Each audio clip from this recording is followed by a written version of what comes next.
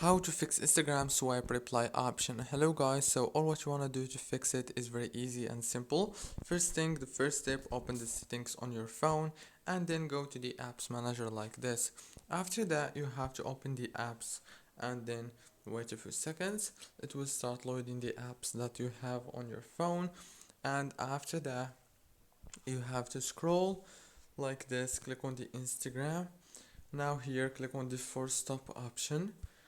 Go to the storage, click on clear cache, clear data, go back, open the data usage, make sure that everything is enabled right here from the mobile data to the roaming data. Go back, open the permissions, make sure also that all the permissions are enabled, especially the storage permission. Now go back to the home page, open the Play Store or the App Store if you have iPhone, and then update your Instagram from here by searching on it and click on update.